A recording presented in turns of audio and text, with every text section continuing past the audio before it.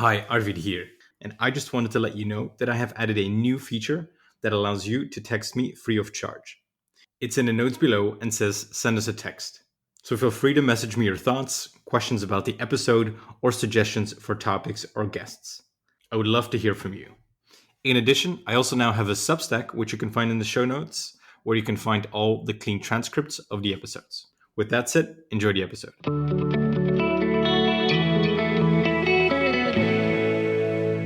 I decided to study economics when I was 18 because I believed economics has the tools to help improve our world. And one of the most exciting applications is the development of clean air markets.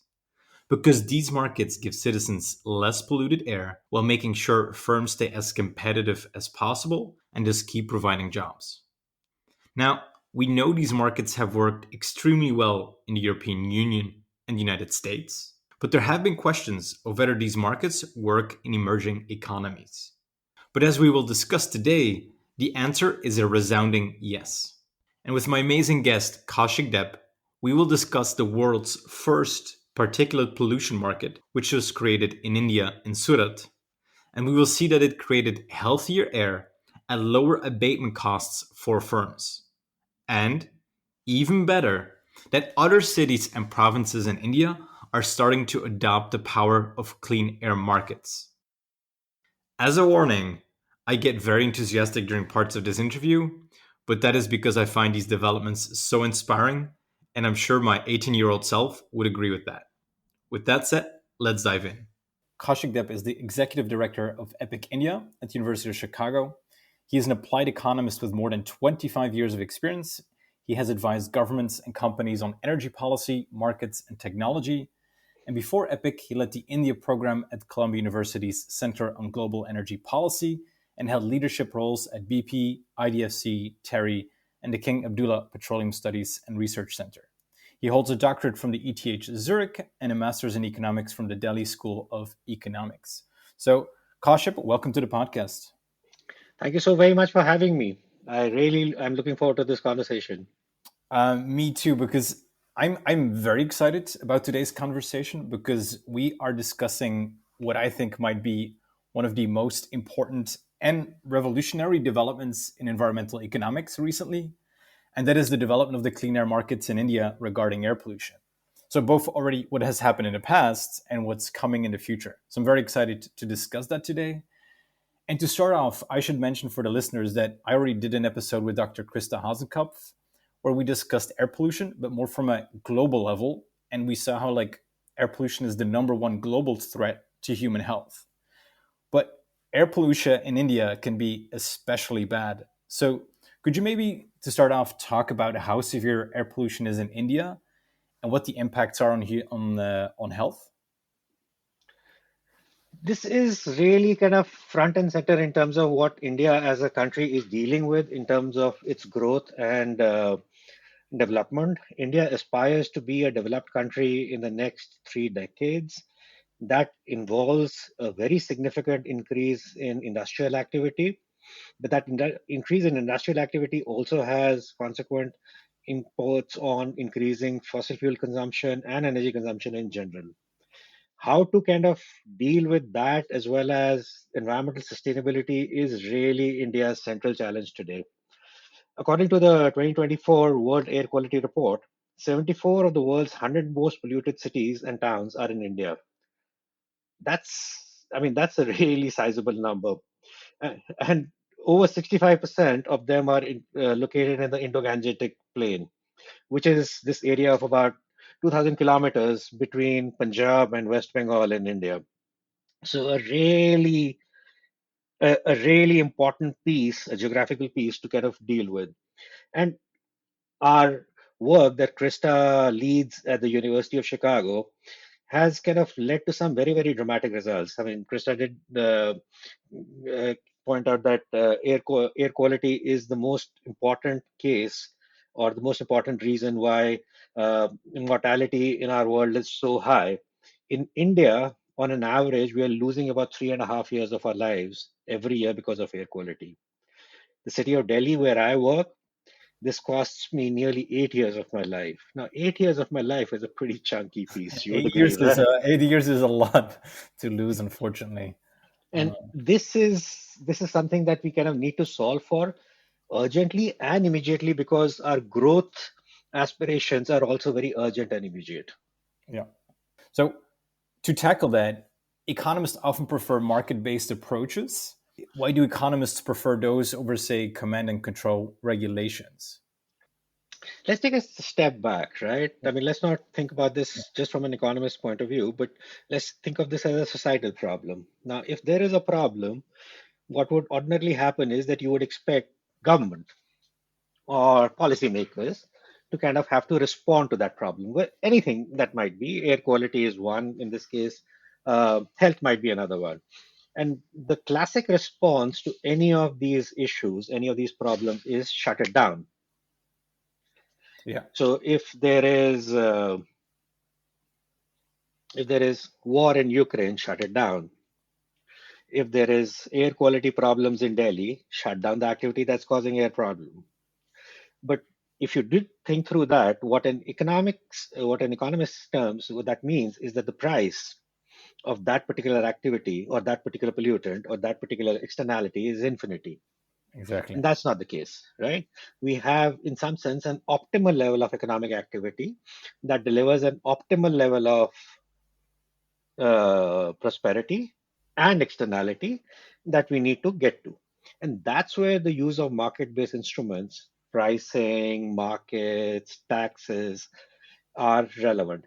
Because as economists, what we are trying to do is make sure that the economic system runs in its most efficient and optimal fashion and is not a binary choice between on and off, activity happening or not happening. We want an optimal level of economic activity that delivers the right amount of energy consumption and the right amount of pollution on delivering the right amount of economic services that we need. Exactly. I like that description a lot. And then maybe we could just jump into the air pollution market. I think we can get to the story a little bit later, but I think just starting off with the results is very revealing.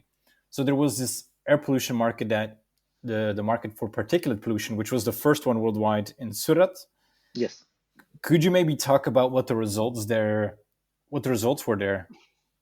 So this is an experiment that started in 2019 in Surat, as you were talking about, where we set up this market and then carried out an evaluation of what this market would do through a randomized control trial.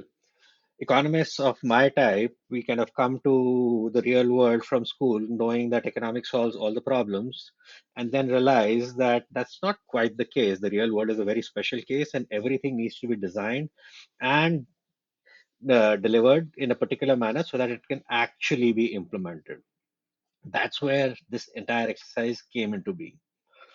In Surat, a vast majority of the pollution problem comes from the textile industry that's there. Surat is very well known for diamonds and jewelry and textiles. These are the two principal industries there. For the textile industry, we created a cap and trade scheme that was to be exercised over about 350 odd industrial units in that one town. But knowing that this is a new solution and this is something that's never been tried anywhere in the world, so the world's first particulate matter market, ladies and gentlemen, was launched and delivered in India and has been functioning for the last 5 years, as I said. To make sure that we were actually designing a solution that's actually real and delivers answers and reduces pollution, we divided this industrial cluster into two groups. So the control group stayed within the existing command and control regime, while the treatment group was put under a cap and trade scheme. And some of these results are so remarkable that you would kind of want me to bring out the Quarterly Journal of Economics publication that Michael and his colleagues published earlier this year. You would kind of want me to re-verify all of those numbers. The biggest result, I think the biggest result that the regulator was most interested in is that the level of compliance in the market, in the command and control group, the level of compliance was about 64%, which is really what the regulator wanted to solve for. Because in the market, the level of compliance was almost 100%. There was just one compliance period in which two industrial units did not meet their emission targets. And for the regulator, that kind of pretty much solves the entire problem, right? You are able to achieve 100% compliance to an environmental standard that you want to achieve. What do the local people want? They want an improvement in air quality. And for every compliance period, the emission performance of the treatment group, the folks who were there in the market, their emissions were lower by about 20 to 30%. So very significant and a chunky reduction in particulate matter emissions that came from this particular experiment. Now, how do we bring industry on board? You and I know this, right? Markets are an efficient tool. The whole point of efficiency is to reduce costs, to improve Yeah. efficiency. And the folks at the market were able to meet their targets at a cost which was almost 11 to 12% lower than the folks who were there in the command and control regime. So there is a very clear incentive for industry to be in the market, which kind of is also evidence from the fact that once these results came out, all of those folks who were not there in the market, who were in the command and control group, clamor to be included to join the market. And you'd recall the acid rain program from the US. I mean, that had a benefits to cost Yes. ratio of about 50 something is to 1. This city of 16 million, with this reduction in emissions, this improvement in compliance cost, this uh, cost of whatever treatment plants, treatment systems that they needed to kind of put in, this cost benefit ratio is well over 200. So I mean, you Over can 200. imagine the impact that this is having. And all of this took place without a single new dollar or rupee being spent by the Pollution Control Board. So no increase in regulatory capacity. So what this experiment really kind of does prove is that classically what we always think that market-based solutions are so complex, so complicated. How do regulatory environments with limited regulatory capacity deliver these really complicated solutions? What this experiment proves is that these are the right tools to be used with limited regulatory capacity. And these are the right tools that kind of ensure that with limited regulatory capacity, you can achieve the kind of emission performance that you want with lower costs. And lower costs, if you kind of think this through, are essentially an opportunity for industry to grow. There was so much in there, it's like you say, it's like there's 6 or 7 questions I want to ask, I think. um First of all, I think it's like you say, the compliance went up to nearly 100% from like 66, which is already a big success, because that's already like, there was no full compliance for a variety of reasons. Then there was a lower cost to industry. Did the industry kind of, maybe my first question is, did the industry kind of expect it would be lower cost, or did they have some premonition that some people could do it more efficiently, or was there like a lot of skepticism or hesitancy among companies? Because, for example, in the UETS, it's like companies always think it's going to be this massive cost increase. All right, they're worried about a massive cost increase in their competitiveness. So, was there some sense that this would be the case? So to continue the story, we are now helping the state of Maharashtra, a bordering state in Gujarat, to set up a statewide SO2 market. And this is going to be like covering. So Surat was just the textile cluster. Maharashtra is going to be electricity, steel, cement, petchem, pharmaceutical, refining. So A whole really range. much more diverse and huge. I mean, really huge industrial units. And as it happens, every time you kind of take a new solution, a policy regulation to any industrial group, there is an inherent resistance to saying that, hey, we'd like to kind of try this out. And for very obvious reasons, right? They think that this would lead to an increase in their costs of regulation, and who in their right mind, when you are a profit maximizing private sector business, would want to do that. So what we did is we got the environmental compliance folks in the company to start speaking to the finance folks in the company. Oh, yeah. A- And the finance folks were the ones who kind of realized that if we can improve our environmental performance to a point where we are much below the regulated standard, that gives me something that allows for a new revenue stream.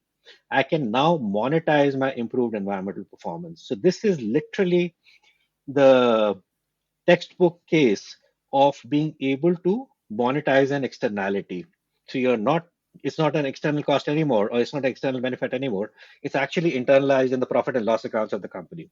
And this conversation, once facilitated, became kind of so central to having folks in industry uh, come on board in the market. For example, there are industrial units who are using natural gas, so no SO2 emissions. Why would they join the market? Well, because they have no SO2 emissions and because they've made the switch from coal to natural gas, they are now in a position to monetize the cost that they had to bear to make this switch. And this becomes a clear incentive for them to be part of the market. That's kind of one very big economic argument of how we brought the industry on board. But the second part is slightly more nuanced and something that you kind of realize only when you're seeing the market in operation and how environmental regulation is actually happening. There is a compliance standard, the concentration based compliance standard that's there under the command and control regime. If you do not meet that standard, you get a show cause notice. And depending on your response to the show cause notice, you are either told to shut down operations or do something to meet that Yeah. standard. If you do not meet that standard, effectively what will happen is that you would be told to shut down, and then you have to go through a variety of bureaucratic and regulatory processes to get back approvals to restart. So effectively, the cost is infinity. But in this case, we are kind of creating a mechanism where you are able to meet that standard without having to be completely shut down. Yeah. So the folks in industry, the way they kind of describe it is that in the previous command and control regime, my relationship as industry with the regulator, with the pollution control board, was essentially adversarial. Yeah. But now the market has created an opportunity where we are together coming up with a cooperative solution which meets the regulator's objectives as well as allows me to operate at an environmentally much more benign environment. So classically, we always think of markets as being kind of competition and an adversarial outcome. But now you have to kind of start thinking of markets in this situation as something that kind of is leading to a nice cooperative outcome that satisfies the objectives of all players, the regulator as well as industry. And that I think is something that we don't traditionally learn in microeconomics 101. Yeah, it almost sounds like the way you describe it. Exactly. Otherwise, there's this audit. You you were polluting too much. Now you have to be worried. You're already anxious. Do you have to shut down? There's the whole bureaucratic process. Your company gets shut down. Versus there's a market and like finance and environmental teams are talking to each other. Like, how can we make money off of this? It just changes the dynamic of the discussion versus this dread versus you know people like to make money in companies, so it's like using them for coming up with better solutions. I mean, we are kind of creating a commodity, right? We've essentially kind of commoditized this so that this entire thing that economists love to do, that if only we had a carbon price, this entire thing would have been solved. Well, we are kind of creating a mechanism where you're finding a price for a pollutant. So one thing I think it's also interesting to learn, which we briefly discussed before starting the recording, is how long it took the province of Gujarat to start this one, and then like what the plans are going forward. Because it's being the first, there's naturally a lot of things that can go wrong or have to be taken care of. So could you speak about that? So Gujarat was a exercise that Michael and his colleagues started way back in 2008-9. And if I kind of add up every year that kind of went into getting Gujarat up and running, I can kind of easily think that this was an exercise that took about 10 to 15 years. And this exercise took that long because this had never been done before. And every problem as it came up had to be solved. And this kind of ranged from finding the right legal language for the regulation to identify which are the emission monitoring devices that will meet these standards, their installation and calibration protocols, vendors who would make this available, who would be the auditors for this, who would set up the trading platform, the data quality control and quality assurance protocols, everything that came in there. But having done all of that, we are hoping that the second market that we are going to set up now in the state of Maharashtra in India is something that we are able to kind of do it in a period of a year and a half or so. We started this exercise last October, and my ambition is that we have this market up and running by the end of this year. In fact, what we are trying to do is on over the next few weeks, actually try and find ways of doing a soft launch of the market where we are able to set up the platform and have industries kind of come in, start mock trading, learning how the platform works, and everyone kind of getting used to the fact that there is a new commodity in the market. So from 15 years to 18 months is quite a steep improvement. And that's the kind of learning curve that's kind of central to my ambition at Epic. Uh, we talked about this briefly earlier. This is the kind of improvement in solar energy generation costs or wind energy generation costs that we've seen over the last 15 years. 15 years back, solar used to cost a whole bunch of dollars per megawatt, and now it's down to a few cents. That's the learning curve that I'm attempting to replicate in the design and deployment of these markets. And over time, my ambition is that we have this as a plug and play solution available for jurisdictions around the world, where essentially it's a matter of a few months instead of a few years in terms of designing and implementing a new market.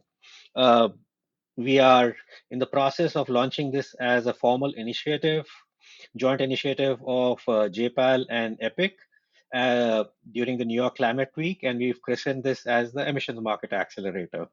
So fresh off the block, first one in the press that you get to hear this. Wow. Awesome. Thank you very much. I'll have to bring it out as fast as I can then. Well, first of all, I would say this to me sounds amazing. Like if you took my economists, like when I was young, this, when you're in school, they're like, this is what economics can do if you do it right. And you've brought it from 15 years to 1.5 with like the proven results. And like you're now doing it in other provinces. Because I think that the fact that there was this natural experiment that conclusively showed this can work and provide a lot of benefits for everybody. I got the sense reading about this, there's this excitement to join, or like there's this growing interest to join and apply these markets. I don't know if that's correct or not, or how would you see So this there's, development? so this growth and this expansion that's happening is both intensive and extensive. And let me kind of draw that distinction. Once this experiment in Surat took off and did deliver these results, now the default of the Gujarat Pollution Control Board for every pollution problem is markets. So we are in the process of designing ETS schemes for industrial effluents for them for two central effluent treatment plants. So water pollution is being dealt with in terms of using these markets. They want to explore the use of markets for SO2 as well.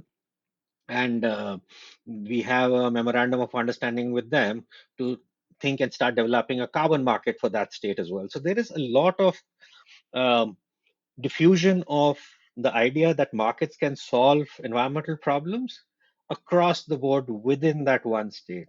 But having seen that success, Maharashtra, the neighboring state, the SO2 market that I talked about, is kind of well underway to use this as a tool and this as a solution to deal with their industrial emissions problems as well. We've just signed a memorandum of understanding with another neighboring state of Gujarat, Rajasthan, to set up a SO2 market for them. This was kind of signed at the last World Environment Day earlier this year. And initial conversations with some other states in India also happening. But if I was to kind of put all of these three states together, uh, if this was kind of one big SO2 trading program, this would be probably the world's largest cap and trade scheme, much bigger than the EU ETS and just in terms of population. This would really be a hugely important and successful result. And seeing this now, there are conversations that we are having with numerous other countries and numerous other geographies and jurisdictions around the world on trying to use cap and trade schemes as solutions to deal with all sorts of environmental problems, including carbon markets. There has been a trend recently, I would say a slightly aggressive trend in the sense of kind of a move away from climate regulation and climate management, especially using economic instruments. But I think once kind of some of these experiments and some of these markets become a lot more viable and grow, it'll become a much more widespread tool. At this point, everyone in our community, in the environmental community, kind of thinks that cap and trade schemes are sophisticated and useful only in very developed jurisdictions like Europe and in a pre-current administration world, US. But what we are doing is showing that this is a tool that's much more widely applicable in the developing world. Exactly, because when I read it, it seemed like there was a lot of, if we go back in time, like 10, 15 years, a lot of maybe skepticism that this would work. Why do you think those skepticisms didn't pan out? So part of that reason is just ideology. I mean, this idea that markets are such a sophisticated policy tool that folks in the developing world aren't smart enough to be able to use such a sophisticated tool. And that was almost like a tautology. Markets didn't work in the developing world because they hadn't been tried. And once you kind of did try and do that, this experiment showed that they work, and now it can be used and deployed a lot more extensively. The second part of the story, and that I think is also very important to acknowledge, is that we've had significant changes and improvements in technology over the last 15 years. Back in the day, the command and control regime essentially involves inspector from the Pollution Control Board going to an industrial unit, climbing the pollution stack, the emission stack, taking a measurement in a thimble or some device, taking that uh, little vial back to a lab, measuring what that vial delivers, and seeing whether that particular plant and that particular emission stack is meeting the standard or not. When you have 340 or 350 industrial units in this one small geography, how many times in a year can you do that? And you kind of get these results maybe once in a year, maybe twice in a year, maybe once in 2 years. Even in the most sophisticated geographies and the most well-resourced countries in Europe and the US, there is a limit to how much capacity and how many people you can kind of deploy to do this. The cap and trade scheme that we've created and have executed use continuous emissions monitoring devices that sit in these stacks and are network linked to a central server that sits in the pollution control board. So the pollution control board is able to get the emissions performance data from each of these stacks on a 24/7 basis. We use a data protocol that allows us to kind of take an average of 15 minutes and use that as a measure of whether a measure of they're meeting the standard or not. But this has been transformative. This is the reason why any pollution control board, or any emission regulator, any environment regulator would be interested in a scheme like this, because it gives them 100% visibility in terms of the emissions performance for all of their entire jurisdiction. The second part of this is that in today's day and age, having all of these networked to a central server that sits in the pollution control board or the environmental regulator can now be very easily linked, and we can have these trading platforms developed like pretty much in a matter of weeks, that we can have a trading scheme run seamlessly uh, on a continuous basis. This day and age of big data, machine learning allows us to carry out a lot of this analysis on such a split second basis that these markets are really, really much more efficient today than they would have been back in the day when trades in the stock market used to happen on paper.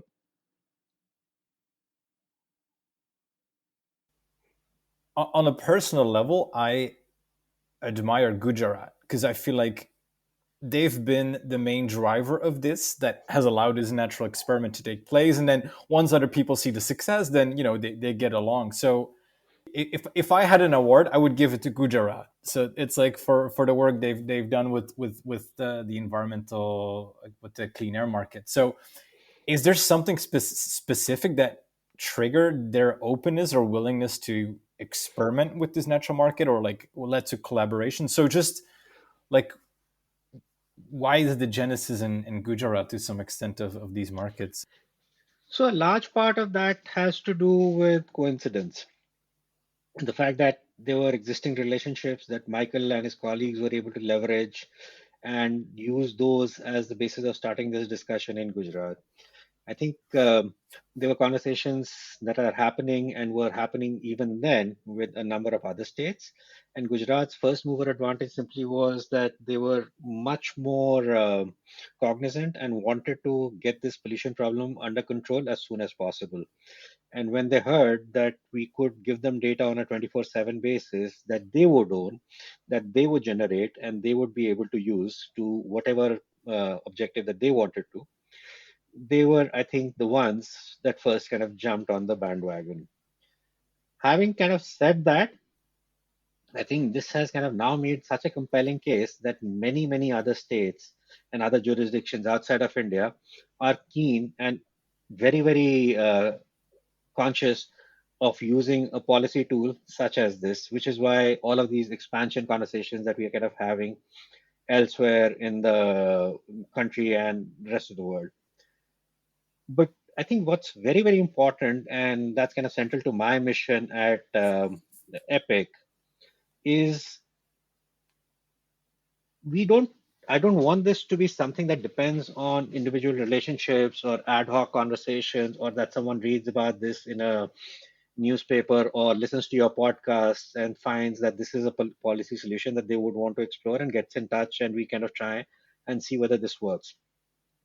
In a perfect world, an ideal solution, we would want this to be something that we are able to kind of offer as a technical assistance service to every jurisdiction in the world, and then be able to carry out at least some assessment to see whether this is the kind of solution that works best for them, whether this is an appropriate solution for them, and be able to develop and design these markets so that they serve the best interests for those environmental regulators and those industrial units, without kind of this necessarily being this current idiosyncratic process which we have right now of doing this on a case by case basis. I think that's a really great goal, exactly, to have exactly that offer ready, that in the sense that people don't necessarily need to listen to a podcast or a news article, but it's just like on everybody's mind that this is naturally something you'd want to explore. And that's the emissions market accelerator that we will launch at New York Climate Week in September. I think I might just have to come to that just to see it. I'd love to have you. This I don't know, this seems like the most exciting. Anyway, you could see my passion for carbon markets. But I mean, I don't have to tell you probably. So No, I mean, it's completely infectious, and I know exactly why. so it's the more, because I can even say, like, I did my PhD economics. I've worked with Michael, and I read this article and I was amazed, because it's like you say, often you hear about all markets, theoretically they minimize the cost. It's also conceptual, because I think the other point is there hasn't like the scale and the results like is just so conclusive that you're like, oh, this is what we kind of thought would happen even in a market like this, but like showing it so nicely. So I think we've covered a lot. Maybe two last questions is, based on what you've seen or your experiences, what were the key factors in successfully kind of the cooperation between academic research or the economists at the university and the policymakers? Because sometimes, like you say, there is a divide, and or sometimes you've got the consultancies who jump in, but this really seems like the collaboration between academics and the pollution board. So what do you see as like the reasons that the academics were successfully supporting those developments? You see, because these are not traditional classical academics sitting in ivory towers in a ivy-lined New England school. These are academics who are embedded and delivering solutions with the regulators. So my operating model is that we don't write reports and papers. We do that, but that's not the only thing that we do. Our teams are embedded with the regulators. Teams are embedded with the environmental regulators, sit in their offices, design and implement these solutions in partnership with them, with their officers, with their inspectors, so that whatever is done in complete reflection of what the environmental regulators need. This is not a purely academic exercise, but a real world exercise. And having our teams, kind of our researchers, sit with the regulators is fairly central to delivering these solutions. And what that also does is gives me, as a researcher, the opportunity to learn from what the real world asks for and make course corrections and changes whenever I need to. So, for instance, a big reason for doing a SO2 market instead of a PM market in Maharashtra is the fact that SO2 travels. PM as a pollutant is heavier and kind of sticks to a limited geographical area, but SO2 can travel over very vast distances and is a precursor to PM. So, in terms of impact, regulating SO2 may perhaps have a much larger influence than just regulating PM. So, these kind of lessons, one has to kind of make sure are central in the design and the redesign and the execution of the market. The part that I think is also very, very important is that you have to make this entire process consultative and transparent. So you have to kind of make sure that industrial partners, industry associations, the pollution regulators are all kind of talking to each other and are not necessarily speaking at cross purposes. So this conversation starts at the very outset with a stakeholder meeting where everyone is introduced to this idea. And then gradually, as the market design happens, you kind of at each step learn more about what each of these stakeholders need and are able to provide those answers to them. So, for instance, how will the market work? What kind of a trading platform do I need to set up at my company's portal? Uh, how will I be able to see whether all the industrial units are meeting their norms or not as the environmental regulator? As a financial regulator, is there any kind of financial irregularity that's kind of happening? Is there uh, anyone who's kind of hoarding these permits or not?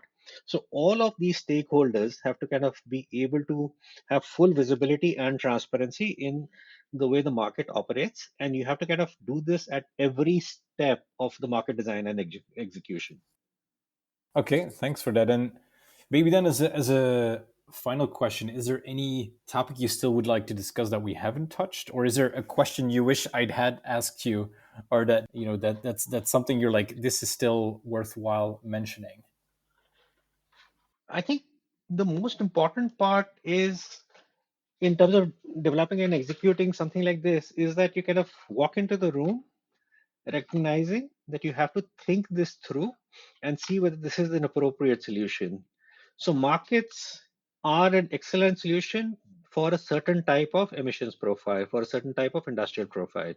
Markets are not a solution for all sorts of environmental sustainability issues. So, for instance, in a congested urban area where a large part of the emissions are coming from the transportation sector, you don't kind of put in place a cap and trade scheme because it's, yeah, I mean, monitoring and verification and compliance isn't possible with non-stationary pollutant sources. Equally, if you have a very large industrial cluster, but that industrial cluster consists of very, very small manufacturing units, it's hard to kind of imagine that there will be enough uh, of emission monitoring capacity that you can build to be able to carry out a cap and trade scheme. But if you have a cap and trade scheme, it kind of caters to emissions from industrial units, which are stationary, where you can install these devices. So you have to answer all of these necessary conditions before you kind of start designing the market. The second part is also to kind of think about the fact that we've come to a point which we kind of briefly kind of talked about earlier as well.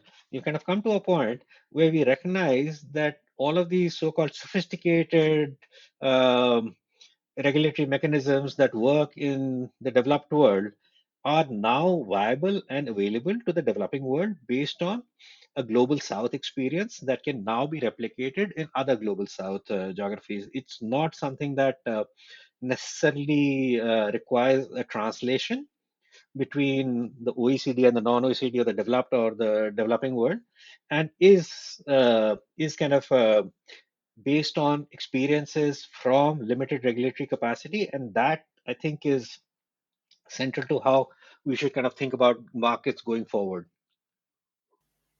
And that's also a very exciting way to conclude exactly that they're now available and hopefully implementable in 3 months for going forward. So, um, Inshallah. yeah, exactly. So, thank you very much for coming on. I really enjoyed this, and thanks for taking the time. Thank you for having me. And this was a really nice and interesting conversation. I look forward to more of these. Thank you.